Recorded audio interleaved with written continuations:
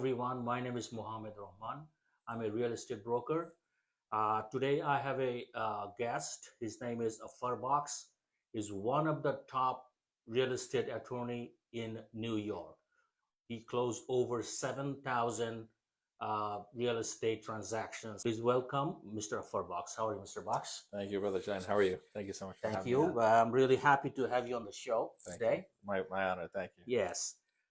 Before I dive in, I'd like to thank you personally on behalf of all the realtors because you sponsor our program. You're a platinum sponsor.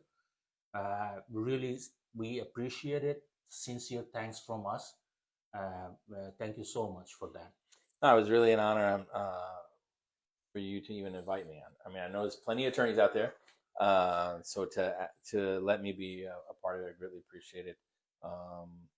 So again, thank you. It was really No, it was really everybody, all of my, the realtors, whoever are, Offer Box is the platinum sponsor. Everybody was so excited. Yeah. Oh, this is the guy. This is our guy, man.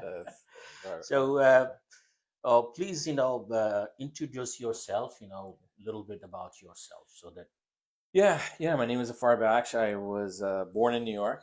I went through schooling here. I went to college at SUNY Albany. Went to law school at Penn State, and got admitted in 2004. So probably close to 20 years now I've been practicing real estate. Long time. And I just love, we had a really over the 20 years, did different things, but my love came to this real estate. And that's primarily what we do. We only do real estate closings. Yeah, I know. I was about to ask you why you chose real estate. What was the reason? Funny enough, my dad, before the civil court was there on Sutphin, it used to be just a vacant lot. And my dad took a chance. He bought a 50-unit building in the back right. That was back in 1980. Okay? Wow. They were giving properties away. He took his whole life savings. Where is that? And it's like doesn't happen anymore. I wish I was there. Yeah. So back in 1980, it was $250,000. But again, $250 back in 1980 was everything. It was a lot of money. So him and his brother, they bought it, and they ended up selling it for like 6-7 times the amount, like 2 years after that. Wow. And it was just something that when he did it, you were inspired by that. I was totally inspired. I said, I gotta just do this, The real estate. And real estate. And my dad was like, listen, I really want you to not so much do real estate, but be the attorney on it. And so it kind of just stuck with me. That's good. So I know you work with most of the clients you have are Bengali. Yes, about 96% of my clients. 96. Yeah, I would say so out of 300. Let's say I do 300 purchase closings for the year. Like 280, 290 will be like would be Bengali. So how you got into the Bengali community? So it was just a love affair, right? So I would say that it's really on a personal level, right? So my parents are from Guyana, right? Mm-hmm. But because I was born here, I was not considered Guyanese. I was considered American, right? Right. And then when you go and then to the Americans, when I grew up, I wasn't American, right? I was like, some black guy, right? Because I grew up upstate New York. So I got two communities not really accepting me. I come into, about 10, 11 years ago, I come into this community, and this community has opened their arms to me. Man. And I just love them as well. Mm-hmm. Right? I love you guys, really, honestly. I genuinely love you. And I think they love you too. And I think that my practice, I found that when I was doing my practice, a lot of Bengalis were being taken advantage of. The attorneys were not, not have their best interests, right? They went to white attorneys, Jewish attorneys, whatever the case may be, and they did not. They just saw them as dollar signs.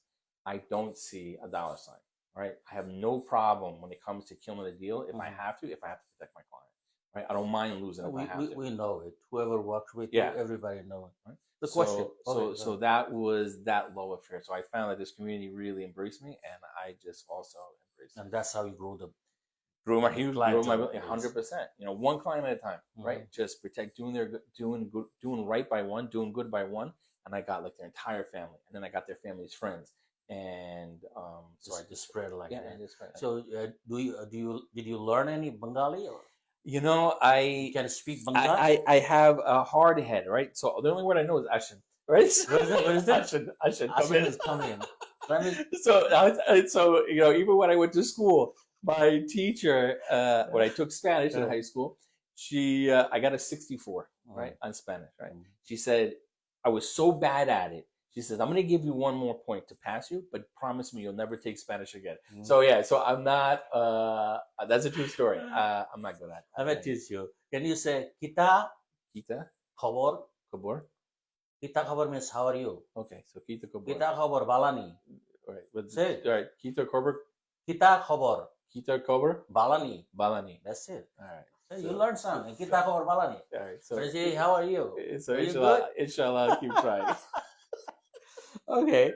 So let's start with real estate stuff. You know, we have personal thing. Yeah. Let's start with real estate.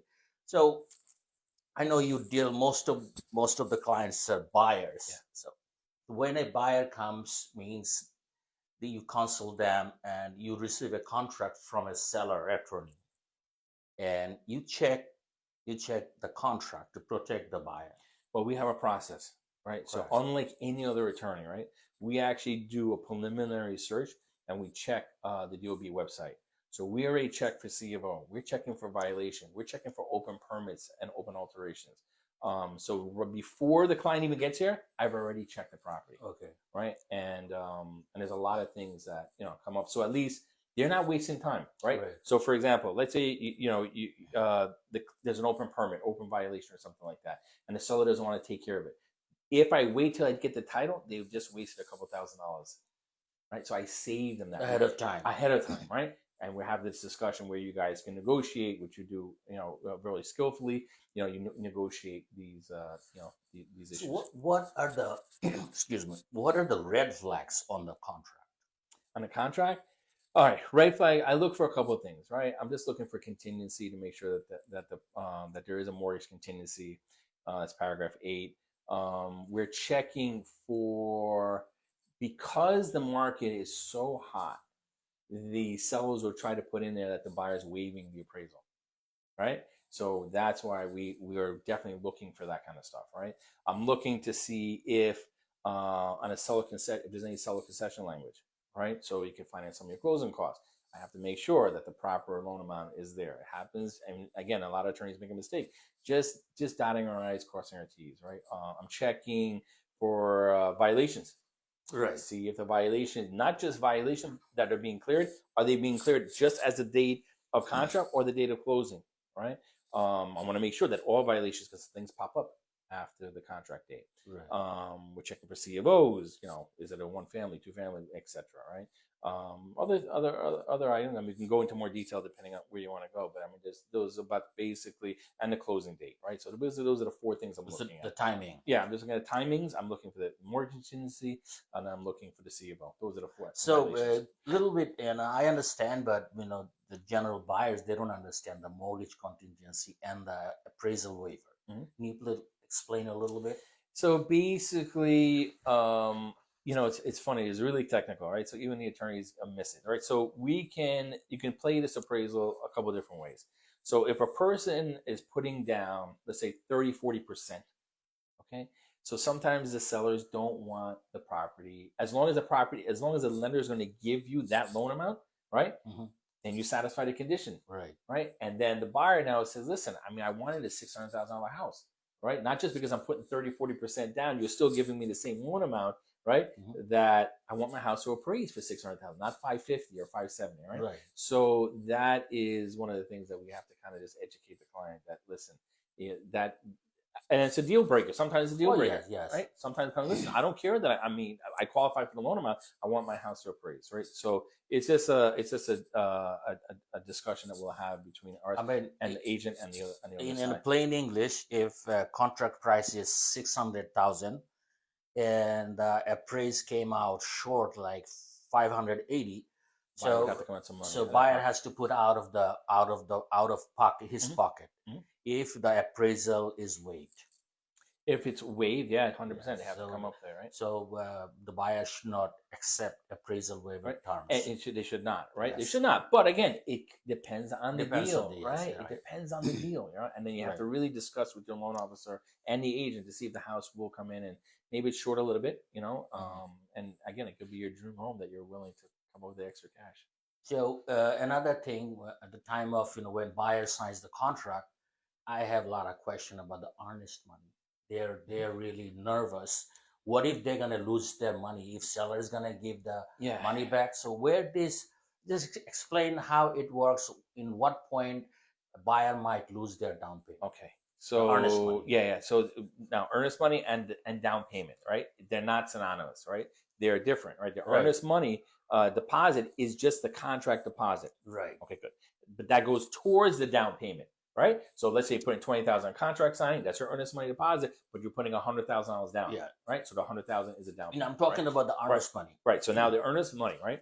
I just want to give that one a distinction, right? So the earnest money, they would lose their down payment, their earnest money deposit, if they just kind of like change their mind, right? I mean, you put down a down payment, the seller now doesn't have any more buyers. They're not selling the house. They've incurred costs, right? So if you go ahead and you change your mind during the transaction, you find another deal and you want to close, yeah, you lose your down payment. If you were to get a commitment, okay, and then the lender can't fund for some reason, right? Let's say I've had this happen, and I'm telling, please tell your clients, right? You're ready to go to closing, and unfortunately, I had one recently where the wife went and got furniture, right?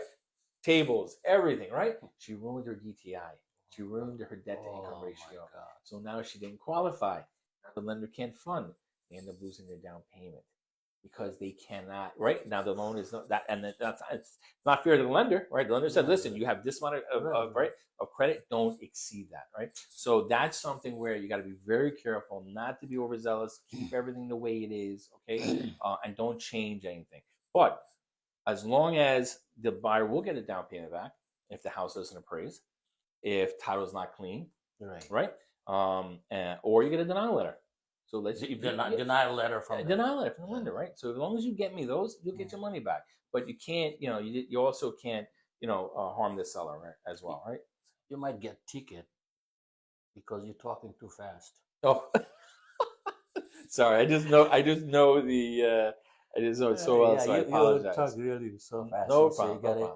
If there is a two-family house and that is built before 1938. The building department doesn't require CO. What is your thought about it? Okay, so that is there's a lot of stories on that, right? A lot of myths on that, right? So here's what it is, right? So New York City did not require certificates of occupancy before January 1st, 1938. Right. All right. So as long as it can be like grandfathered in. That's what all the agents want, right? They go, hey, it's grandfathered in. You don't need a CFO. That is wrong, right? So basically, DOB determines the legal use, okay? So you may have no CFO, and they want to rely upon the tax department, right? Finance. Yeah, the department, right? So the Department of Finance, they say they're taxing it as a 3-family, right? Okay. Doesn't mean that it's a legal 3. So what would you get? You would go back to DOB. This is what I require. I want a letter of no objection. Okay. All right. So you hear this LNO. That's a letter of no objection. I would get a letter just to confirm from DOB that they don't object. Right. They literally give you a letter. It says, we do not object that 2 families or 3 families can live in a property. That is good. Right? That's in lieu of a C of O. Right? That's called a letter in lieu, right? So that letter of no objection, it will stand as good and enforceable like a C of O. Like a C of O. And that is what you need. Or if I see that a permit was pulled for a 2-family before January 1st, 1930, I'm okay with that. Okay. That permit I'm okay with. That's very good. And now let's talk about woman. You're giving a lot of information. And you also do the title search. What do you check in the title search? All right. What are we checking? We're making sure the seller is who they say they are, right? That they don't have any judgments, liens, encumbrances, mortgages are current and not in foreclosure. We're checking for taxes and taxes liens. We're checking the water, making sure that the seller obtains what's called a final water meter reading. Again, any of these things, tell me where you want me to spend more time on that I can go back to. No, sure. Okay. No, sure. We're checking for the certificate of occupancy, making sure it is a legal 1 or 2 family, no open alterations, no open permits. We're checking for violations. We're checking to see if there are any sidewalk liens, emergency repairs, checking. Yeah, these are the various things that is there it's any exhaustive. I mean, it's really a very thorough basically, is there any problem with the property? Basically, I got it. Yeah. That's good. And at the closing time, all the title has to be clear. This is seller's responsibility, right? It's seller's responsibility. We prepare what's called a Schedule B letter, right? So when we get the title, we review it. We send out, it's called a Schedule B, legal terminology, a Schedule B letter to the seller's attorney, listing all the issues with the property. Right. And one of the things that I want buyers to understand is that the title report is broken into 2 parts. One is stuff that actually has to do with title, liens, encumbrances, mortgages, these kind of things.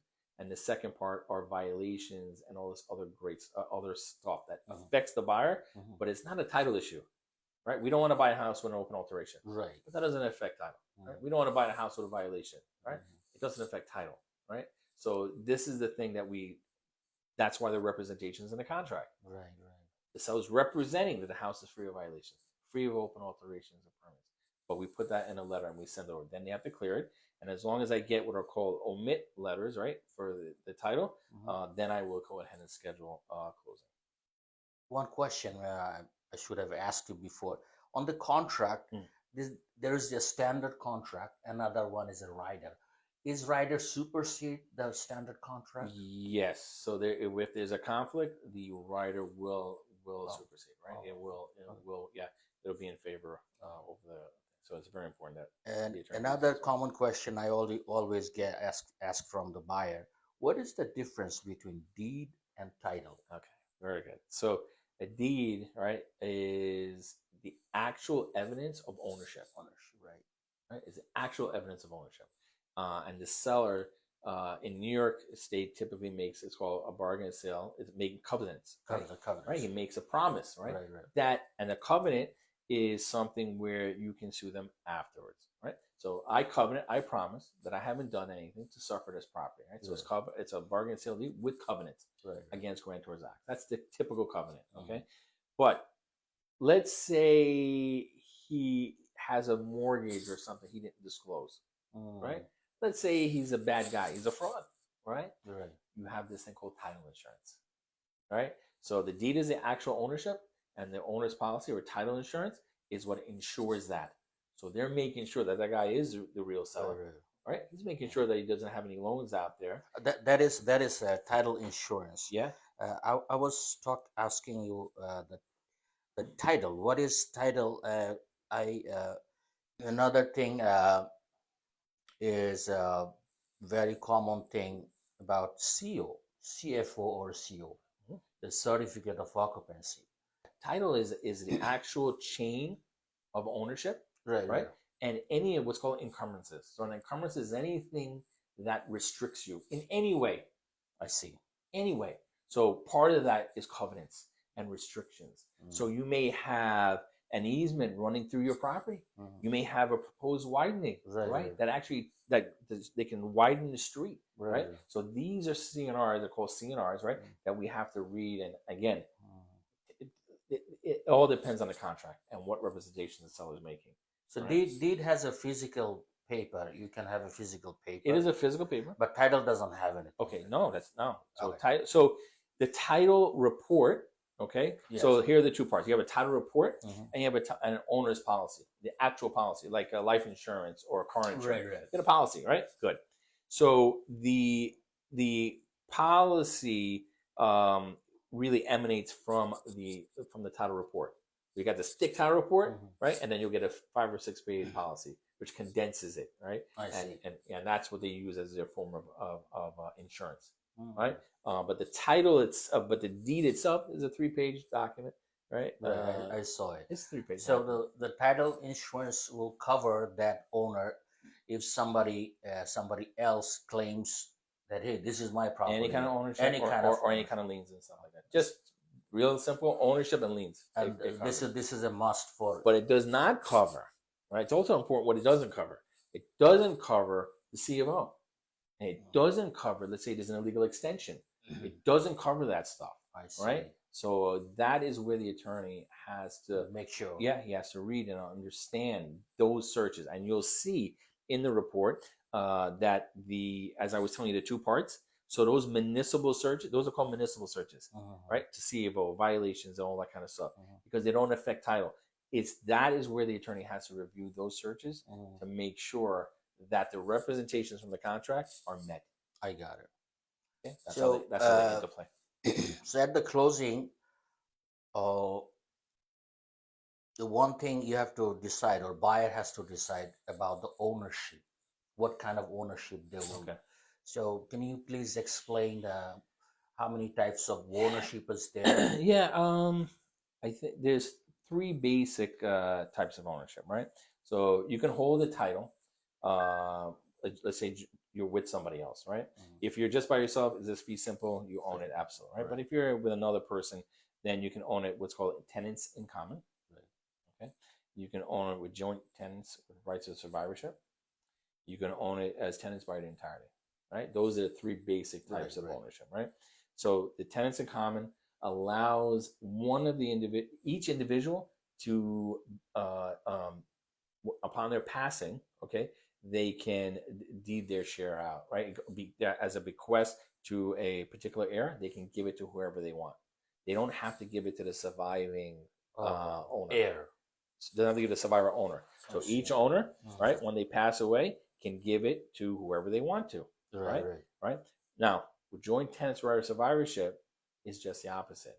The survivor gets it automatically by operation of law, right? So even if you have a will or a trust, and you say that I want my share to go to this, right?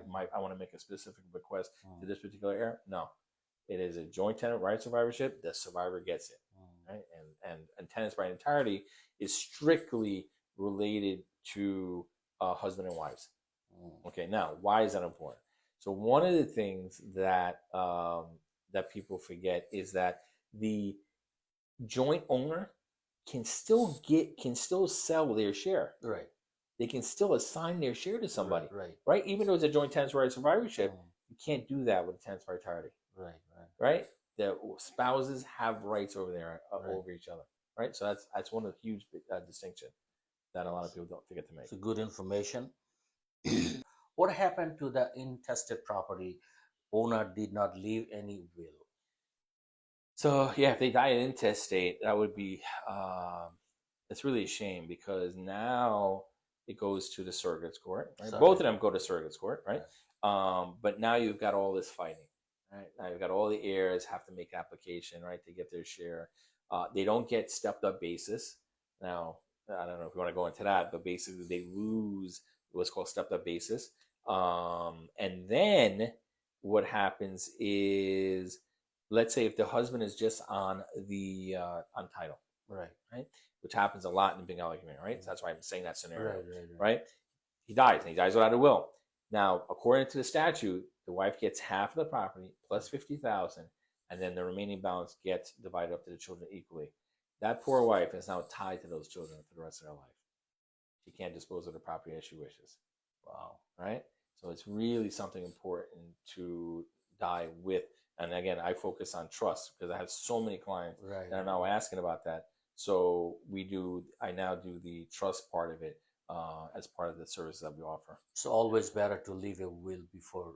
You always have to leave something. And now, if you would ask me, should you do a will or a trust? Or, you can ask me, if you want to ask me what's the difference between, that's a whole different conversation. That's a very lengthy conversation. So which one is better, will or trust? 100% trust. Trust, right? 100%. It's very complicated. Yeah, we'll talk about that another time. Yeah. So we covered a lot of things today. So I think we have to wrap it up for today. So we'll talk again another time. Appreciate it very much. I really appreciate your time today. I have a good time today, right? Yeah. No, listen, we always have a good time. Yeah, Anyway. yes, yeah. So I want to thank you again for your sponsorship and for your time. I'm really again, it is our honor. It is our honor to be a part of the whole event. Yeah, we'll have good time telling. A lot of people coming. The place is really good. And thank you so much for your time, Mr. Bosch. Thank you, Sam. Appreciate it, everybody.